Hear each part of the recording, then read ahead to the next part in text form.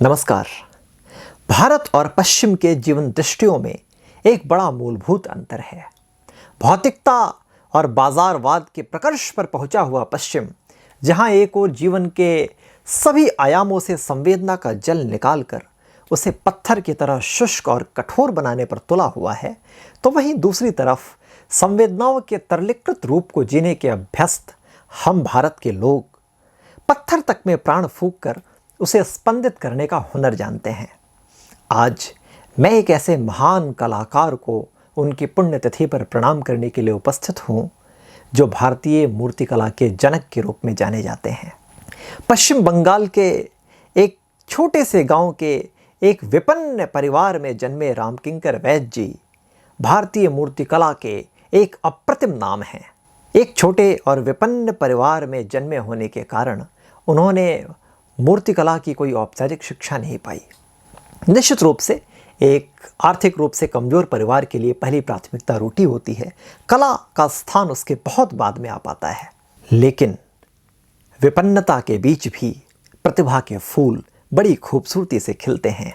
रश्मिरथी में राष्ट्रकवि रामधारी सिंह दिनकर ने लिखा है कि समझे कौन रहस्य प्रकृति का बड़ा अनोखा हाल, समझे कौन रहस्य प्रकृति का बड़ा अनोखा हाल, गुदड़ी में चुन चुन कर रखती बड़े कीमती लाल, और अलग नगर के कोलाहल से अलग पुरी पुरजन से। मुझसे आज भी कई बार अभिभावक संवाद में ये बात कहते हैं कि प्राइवेट यूनिवर्सिटीज़ की फ़ीस बहुत ज़्यादा है। मैं उनसे अक्सर संवाद में परिहास में कहता हूँ और आश्वस्तिपूर्वक कहता हूँ कि अगर ईश्वर को प्रतिभा का अमृत देना होता है तो वह शहर और स्थानों में, महानगरों में और छोटे कस्बों में कोई भेद नहीं करता। वह सिर्फ व्यक्ति की पात्रता देखता है। तो ऐसा ही इनके साथ भी हुआ।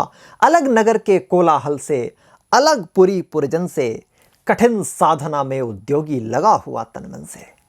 गुरुदेव रविन्द्रनाथ टैगोर की बगिया शांति निकेतन में इस उद्योगी की साधना तनमन से जब जुटी तो उस समय के कुछ कला पारखियों की दृष्टि पड़ी और उन्हें लगा कि इस बालक में एक बहुत ज़बरदस्त मूर्तिकार बनने की संभावना छुपी हुई है।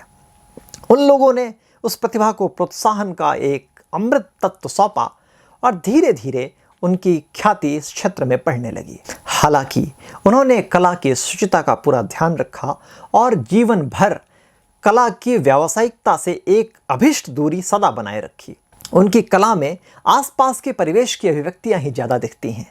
पारंपरिक अभिजात्य प्रतीकों के बजाय उनकी मूर्तिकला में जनजातीय जीवन, ग्रामीण पृष्ठभूमि और उसके धूसर रंगों की एक अद्वितीय झलक दिखाई पड़ती है। भारत सरकार ने सन 1970 में जब उनकी आयु 60 वर्ष की हुई तो उन्हें उनके श्रेष्ठ योगदान के लिए पद्म भूषण से अलंकृत किया। मुझे ऐसा अक्सर लगता है कि महान आत्माएं सदा अपने समय से थोड़ा पहले पैदा हो जाती हैं। जब रामकिंकर वैद्य जी अपनी कला साधना कर रहे थे तो वो वक्त आज के वक्त से बहुत अलग था।